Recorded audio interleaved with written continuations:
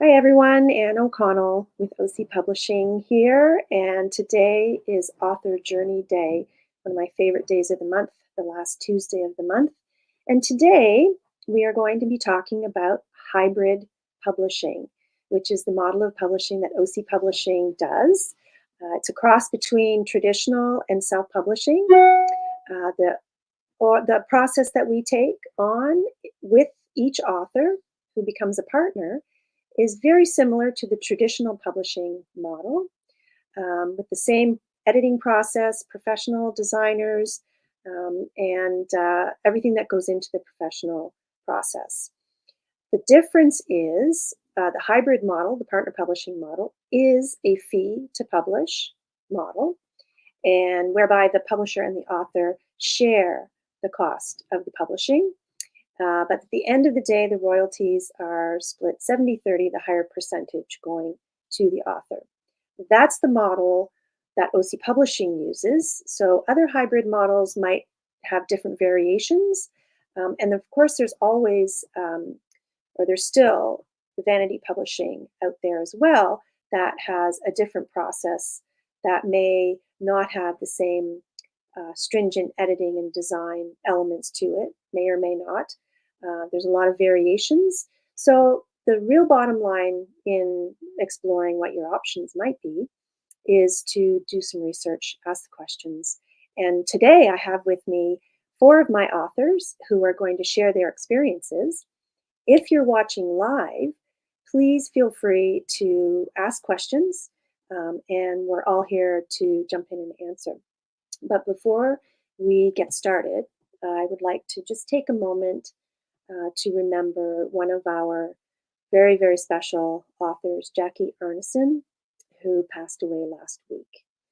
Jackie was a children's author, children's book author, who dreamed of being an author her whole life. And at 87, last year, we published her first children's book, Hambone, Why Pigs Have Curly Tails. It was such a fun process. Jackie was an exuberant, enthusiastic, funny storyteller, and we were so blessed to have her as part of the OC Publishing family.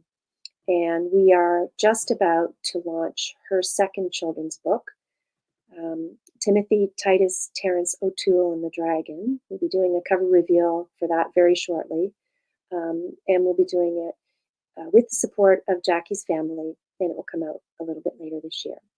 So we just take just a couple seconds of quiet to remember Jackie and send our prayers to her family.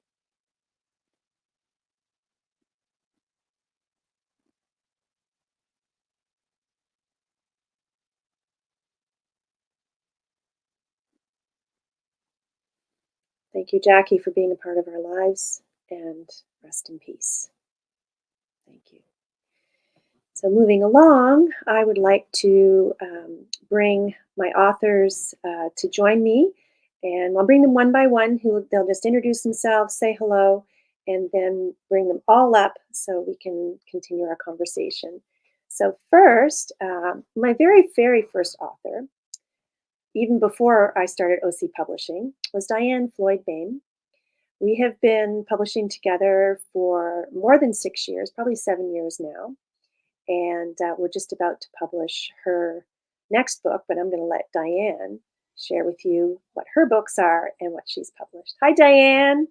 Hi, Anne. It's great to see you. Thank you for having me. Thank you for being here. Wonderful to see you. And I love your sunflower. That's one of my favorite things. I'm glad that it's made its way into your new studio. Thank you so much. I'm so proud of it. So, thank you. It was fun to do, and for those who don't know, I painted it. So, and I'm a fairly new painter. So, yay. So tell us what books you've published and what's coming up. So thanks to you and picking me up. I appreciate it so very much. You do make dreams come true, and how blessed Jackie was to be published at 87. So I'm sure she's telling ham bone stories in heaven now. I bet. I wouldn't go that one a little bit. I to that family, I hope you take it, and and take her stories, because I know you know many of them, and turn them into cartoons because children will love it the world over. Just Right. wanted to share that. Thank you. I am so pleased to share that I have the Little Girl on the Moon series that's turned into the Moonling Adventures, and they're really fun to know about, and happy to share more about that later. I have, there you go, the Moonling Adventures. Gorgeous, gorgeous cover. Yeah. And I have Harry the Camel. Harry lives in Dubai, so he learned to love himself just the way he is. Harry And in Arabic as well. okay. Yeah. And as she's getting that, oh, there it is, Harry the Camel. And a good friend of mine, Yoshita from Sri Lanka, she and I illustrated that together, which was quite fun. And now, after I think almost 6 years, Anne, it took yeah, what a process. We can talk about that beast in a little while, but I am so pleased and so proud to have out the book called Rise, A Girl's Struggle for More, based on a tiny snippet of my grandmother's life when she was a young girl. And we're about to have the launch in one of the museums in Oklahoma in Drumright, which is part of the Smithsonian for many people who don't know. So that's pretty exciting, and it's going to be fun to see. It was just named Amazon's hot new book to buy for this month. So I'm very proud. We're very excited. Thank you. And we'll talk a little bit more about that process when I bring you back. So we'll bring Diane back in just a sec. And we also have with us today Angela Jeffries, who is the author of The Purple Frog. And very exciting to have Angela chat with us today, because this week will also mark the first stat holiday of the National Day of Truth and Reconciliation. And and her book has been translated into one of the indigenous languages of our region, Mi'kmaq. So it's very exciting. Thank you, Angela. I guess you talked some of your story, but well, thank you, Anne, and thank you for having me today. And of course, I love talking about the process, because I hope it'll help other people like me who are very intimidated about the whole publishing process, and probably wouldn't have been if it wasn't for you. And The Purple Frog came together as an absolute fluke, both as a story and being published. So I'm very grateful for that.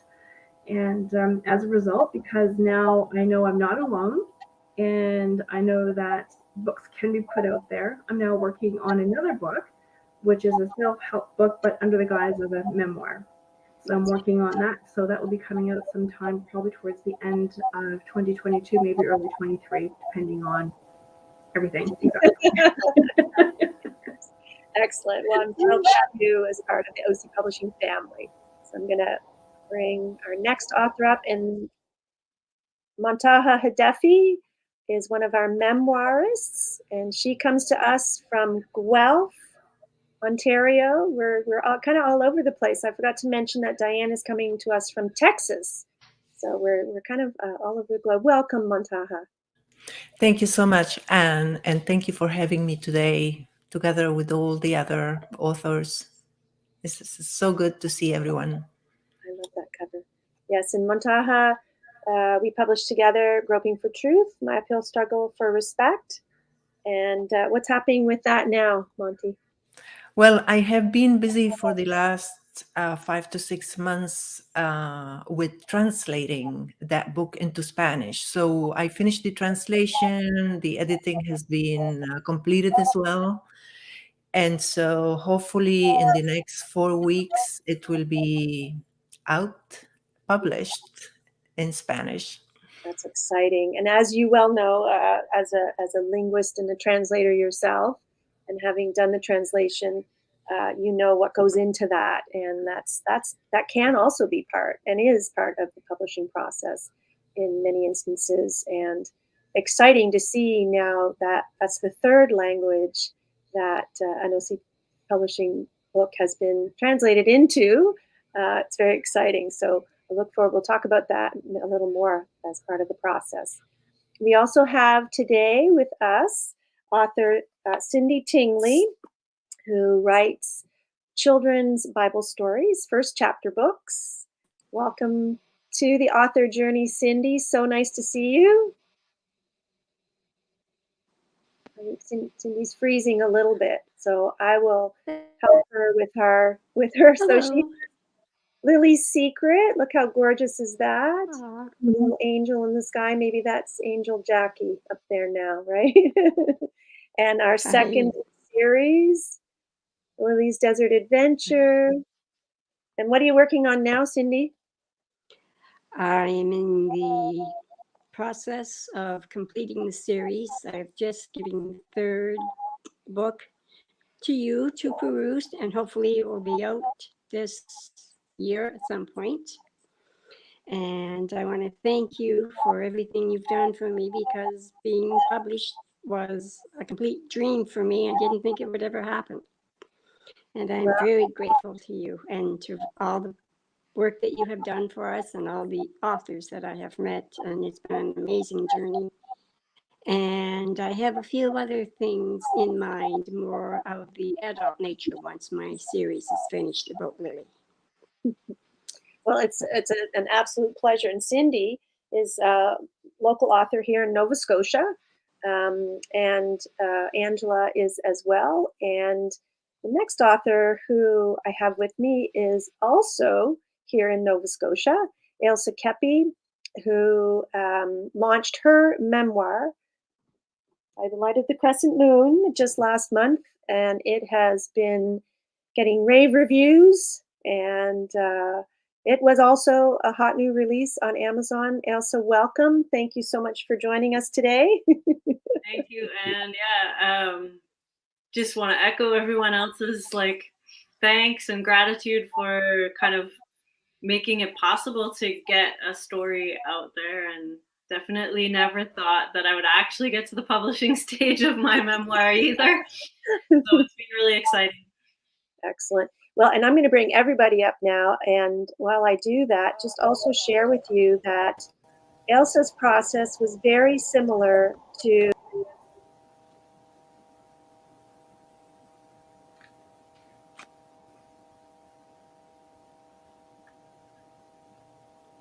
if you agree, disagree, jump in with any discussion points. But oftentimes, a new author who is unsure of the direction they want to go in, or if what they're writing, is strong enough, or there's all kinds of things that go through your mind, and if you've never done it before, it can be a little daunting. So one of the things that's different about the partner publishing model at OC Publishing is we will start working with you at the very early stages of a manuscript development. Whereas in traditional publishing, you pretty much have to have your first draft of the manuscript, a pretty strong version of the manuscript completed. So, I mean, in your experience, Diane, like you said, we actually started working on Rise about 6 years ago. And it was a very, your preliminary steps were a bit shaky. But at that time, you decided that because you had all these children's books in your head, that was your preferred first next step. I mean, am I encapsulating that properly, do you think? Oh, no, absolutely. And though I wanted to keep getting the children's books out, I knew there was a story there for young adults that I felt needed to be written as well.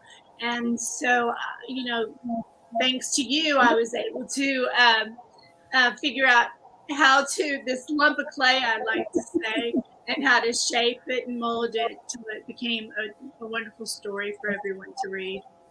But it was a beast. It was a beast, and and just so everybody understands, like a typical novel, a trade paperback, it usually comes in, around 80,000 words, and Diane's is much longer. but it actually, it flows. It is a piece of work that I have to say I'm really I'm thrilled to be getting out, and just the support that Diane has been getting from the communities that the book is set in is really very heartwarming and very encouraging. So next month, October 20th, is launch day, but you'll be seeing more about that as she does her launches. So Elsa, the same sort of scenario, I think, with you when you first came to me.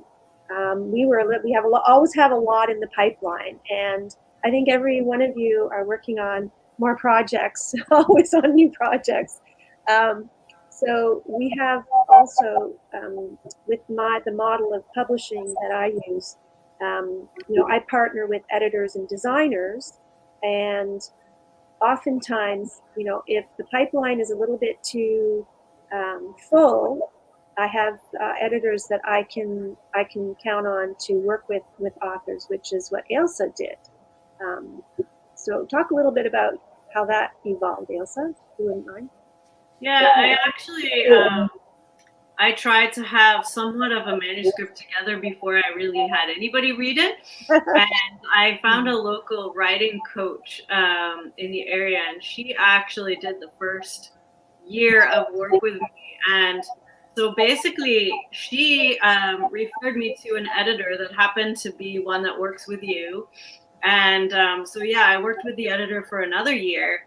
And then we've worked together for a year to get the book out this summer. And I felt like that was actually a good pace for me because I have other jobs. So it was a nice, it was an ability to just kind of hand it off to somebody and then get feedback, work it over. Because I think as a memoir too, it's often really hard to think about reworking it. So I liked the process of doing that before we got to the stage of what you helped me with the design and the how do we market this. So I felt like I'd had time to digest what I'd written. So for me, it worked really well. And so now we're just a month after your launch. How has that process been? The launch was, really great. I appreciated all the kind of marketing that you did with the local people and getting it into the stores, which I'm excited that they actually have it on the shelf. So that's a long time coming. Yes, that's really cool. And a couple of people have wanted to do it for their book clubs, and I'm still kind of working through some of the podcasts and things that you set up for me. And honestly, I haven't actually probably done as much as some of these other authors to promote myself, but it's been a great kind of partnership with you in doing that. So I felt really supported. I'm really glad to hear that, and it's really something I strive to do. There are some challenges, so let's address some of those things that sort of crop up. Elsa did just mention that her book is now being carried in local bookstores, and that is a huge accomplishment for a hybrid publisher. Oftentimes, an indie author can get their books in a bookstore, as you all know, on a consignment basis, and by knocking on the doors, finding out who the buyer is. So it is doable. The difficulty when you're dealing with a hybrid or partner publishing model is because it's print on demand. So your cost per book winds up being higher than in a traditional publishing model, because you don't have the ability to print thousands of copies, whereby minimizing your cost per book. That also then snowballs, so that the bookstores, their margins are so narrow that it's difficult for them to carry an indie published book and still make the income that they need to make, unless we as indies cut the price really, really low. So a bookstore requires a break on the retail price. So most bookstores require a 55% discount on suggested retail price. Well, that pretty much cuts us out of the market, because when we do print on demand, it's impossible to provide that kind of a discount. With Elsas book, we decided that we would give that a try, which is the only way that we have been formally, not just as a local indie author, but ordered by the local chapters and put in those stores. So fingers crossed. And sometimes those things are important to do, just as a positioning and for people to see it. It's a great opportunity to go and take some pictures, of the book on the shelves, which is always exciting. So does anybody want to jump in and talk about experiences of that nature? Well, I remember seeing the Purple Frog for the first time in chapters, and that is super exciting. Yeah. It really does bring a feeling of immense pride to see your book on the bookshelf and on the end cap to boot. That was fun, yes. Yeah. And because, and again, and I know that Montaha did a lot of in-person book signings during the first months after that launch. And it was carried in bookstores in Guelph, was it not? Yeah, I must say that the in-person book signing, obviously pandemic permitting right now, Right. for me, it was the most successful way of marketing the book. And I was able to connect with the audiences and explain what was the book about, and, even connect with friends that I haven't seen for a long time that came to the signing. But I wanted to, as I was listening to the talks about editing, I really wanted to make, if I may, Yes. an additional comment about editing. A lot of people think that if you're writing a book or if you wrote something that should be published, that you don't need to be edited, because they say, how are you a writer or an author if you need someone else to edit what you have written? And that's a misconception, because when you have something, when you have the story and you are writing it, you are not really cognizant about all the grammar and the syntax and the viewpoint and all the other misfits that we can uh, get into as we are writing. The most important thing is to write the story, right? And then, even though you go through it and you edit it and you read it and reread it, I probably have read my book like 50 times and even more. I've read all books 50 times. Right. And every time you read it, you figure out something different and you can change this and that. But it comes to a point where you need someone that is not you to read that manuscript and to really look at it from a non-emotional perspective. It's like a very objective perspective, where this person is going to look at your syntax. It's going to check that all the viewpoint in your book makes sense. Yeah. It's going to position the book in the right time at the right place. It's going to look at if you missed the comma or if you missed the point, or I don't know, maybe there are two B's instead of one B where it shouldn't be. And so all these things, if you are so involved in having read your manuscript or material 50 plus times, you're not going to see this. And that's why you need someone else to read it and to edit it, which we call line editing, right? And all these things. So to me, having access to that through your support, and that was like so important to me, and for all of us, I would believe. And that's something that you probably don't get with a traditional publishing, because the traditional publisher will dictate to you what they want. And then Well, you submit your manuscript and then they go and do whatever they want with it. And you have no right to saying, hold on a second, that's not my original story. that Because does happen, I think, in some instances. right. In traditional publishing, like I mirror that process pretty closely from the levels of editing that happen. So a traditional publisher will do a developmental edit and do a substantive or line or copy edit, and then of course the proofread. But you're right. Oftentimes in the model that we have embarked on together, it's more of a give and take. So, there's a manuscript I'm working on right now that one of the editors suggested that the story start like on page 10. It was an interesting conversation because my gut feeling when I first read the first pages of this novel was it was a very powerful opening scene. So I thought, well, that's kind of interesting. So I proposed to the author, it's your call because I feel strongly one way and the line editor feels strongly another way. It's up to you. Well, she sided with me. No, it was, and it really was, the story could have started on page 10, but to me, we would have lost something in the beginning, somebody else's perspective. And a lot of it is very subjective. And every reader is going to have a different feeling or impression.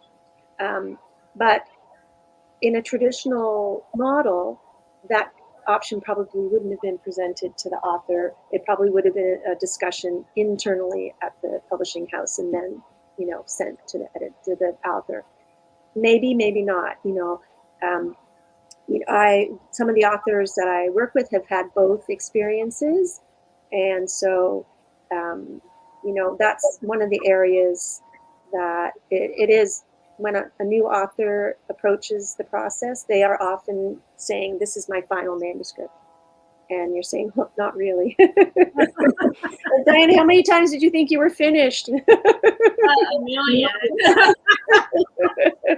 And I mean that like in a very positive way. And Diane was always so open to going back and forth. It was a learning process that I just became a better writer because of it. But I think we did I think it was edit 15 that we finally said, we're getting there. No, but that's not just like edit 15 necessarily, because we started it in a mentoring. So that's another element of this particular model that I've created, I believe.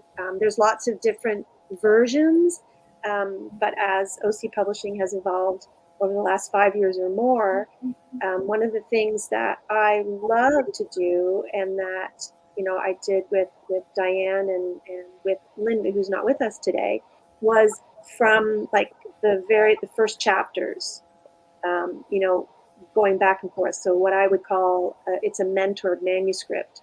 So Diane would send me a chapter or two. I would read it. I would critique it. I would write up feedback, and then we would do like a coaching session, right? And yes. Yeah. And what I loved about that was, as a children's author, you have one style of voice. As you're moving into writing for young adults or more, you need a different voice, and then you need the voice for that particular story that you're writing. And your coaching helped me develop that sense of what the voice needed to be. So I'm eternally grateful. Oh, my pleasure. And that's really a key part of the process in the partner publishing model. And I think Cindy can also attest to it as well, is really developing your voice, working through that. And if you recall, Diane, we kind of flip-flopped a little bit between, is this middle grade or is this YA? And so people who had middle grade age kids, and when you started thinking back to when your kids were middle age, some of the content is a little too mature for that age group. But no spoilers here, no spoilers. I wouldn't let my kids read this. I want their innocence, even though there's nothing. Anyway, yeah. Yeah. So okay, what other authors have to say. Yeah, like how did that sort of evolve for you, Cindy? Oh, she's freezing. Oh. Well, when we first met, I think the thing I value most about you and your publishing company, and I think I'm speaking for the rest of us as well, I've always felt that you've always had our backs, that we could trust you, that you would guide us. And I always felt comfortable raising issues with you. And I still do. And that is rare. And I find that such a gift. Well, thank you. I'm glad you said.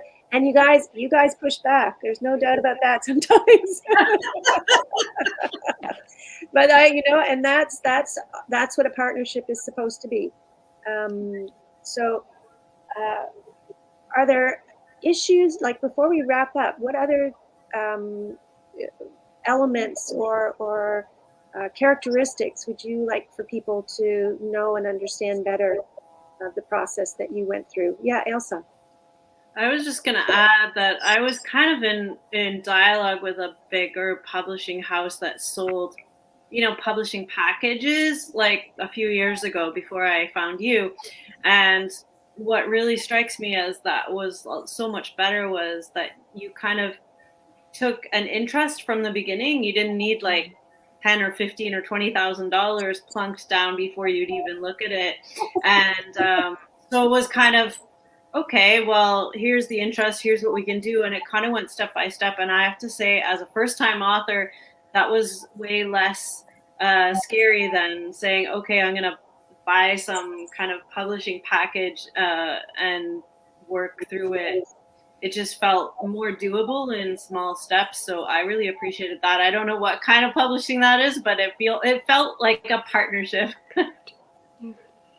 Well, and honestly, and Diane can certainly attest to, and my earlier authors like Montaha and Angela as well, can attest to the fact that things have evolved. And I know sometimes Diane wishes she was only my only author still. In some ways, I'm sorry, I don't want to put you on the spot. In some ways, but but we've grown very slowly and intentionally. And maybe I'm a bit of a control freak, or maybe it's quality control, or maybe I might have trust issues, but I want to be the one that's there for you. And that's something that's really important to me.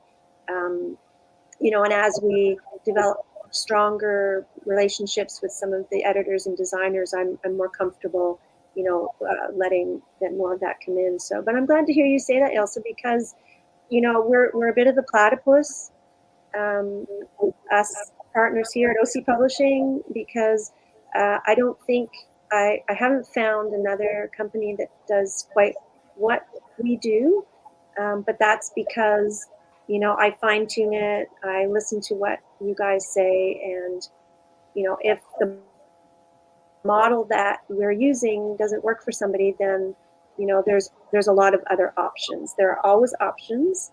And if I may, Anne, I would also like to add that being part of a group like this group, because being authors of OC Publishing doesn't mean I am just an author.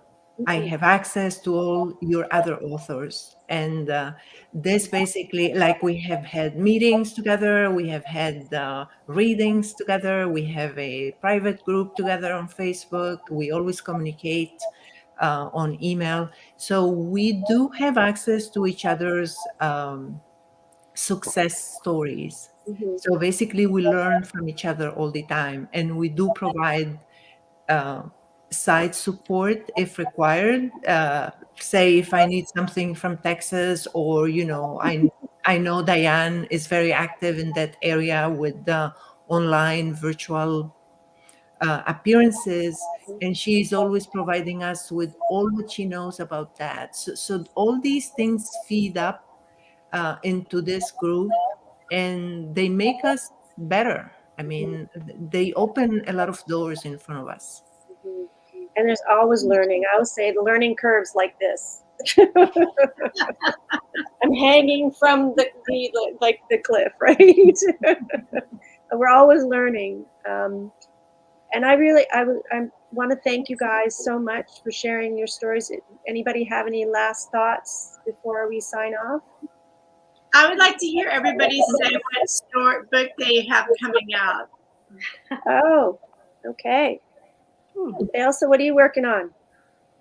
Well, I'm not sure it's serious work yet, but I would like to do a sequel after the time period that I did the memoir about. I have 4 girls, so the time period of them being teenagers. I think it would make a great reality show, if not another book. Love it. And Cindy, what's next? You kind of alluded to the third in the series. Once I get the series done, there's a 4th one coming after that, God willing. I'm thinking more of going a bit adult, much more adult, with teaching lessons through humor, through short stories, and also one on the reincarnation that we have talked about in the past. That is still up in the air somewhere, but I think that will come out eventually. Yeah. Well, yeah, and stay tuned, everyone. So we are in the process of the copy edit for the third in little Lily the Donkey series. So Lily and the Holy Family are in Egypt. So stay tuned for that. Yeah. And Mantaha, do you have anything else you're working on? Have you continued with the storyline that we talked about at the retreat last time? Well, I have been working on it for a while, but then I have a blockage because I honestly don't know where to take it. So I think we need to have like a brainstorming session with this group to see what we can do with it. But I also have Good idea. an idea of a shorter book, which is probably does not fit this theme, but it's about color forecasting. It's about the process of color forecasting because I'm involved in that area and there is room in the market to have such a book. Mhm. And so these are all projects that I have, and I have another 150 other projects like everybody else. Right. No kidding. And actually, we should do an online writing retreat since I do a retreat every year in person, and it's coming up in October. But sadly, everybody can't be traveling here right now. So everybody who's coming is coming from Nova Scotia. But I think an online might be a fun thing to try. So stay tuned for that. Angela, tell us a little bit about what you've got on the pipeline for you. Oh my goodness. Well, I'm writing my life story, but not because my life story is all that interesting, but I'm writing it to help other people who are held back due to challenges, adversity, their life experiences. So I'm sharing my story so that people can see how I've overcome it, to give them encouragement that, hey, it doesn't matter what you've gone through, you can move forward, you can become happy in your life. So I'm sharing my story, including some exercises, things that you can do on your own to work on yourself as well. A lot of it all on your own. Sometimes you might need the help of an outside person, a healer or counselor, but most of it you can work on your own. And so I've been working on this for quite a long time. It's a very heavy book to write, but I'm very excited to get it out there, and because I know it's going to make a lot of difference. I have 2 people that are testing it out for me, and the response so far, we're only through half the chapters. The amount of progress they've made moving forward in their life has been amazing. So it's really given me a great drive to keep going and to make sure that book goes out there, because I know it can help people. And then after that, I'm switching gears once again, and I'm going to be writing a novel. Oh, wow. Yep. So I'm so excited. The chapters I've read of what Angela's working on are awesome, and I'm very excited about the novel she has planned as well. So there is never a dull moment here. And Diane, your YA, first YA is coming out next month, and we've got more children's books looming. We've got one already planned. Yes. Can I share, or do you want to share? You're the boss. You share. I really love. This is another one that has been in the hopper actually for a long while. I have several of Diane's manuscripts. So she lets me pick what's next. It's called Charlie and the Tire Swing. Yes. Yeah. I'm very excited about it. Yeah, it's awesome. Well, guys, again, thank you ever so kindly for joining me.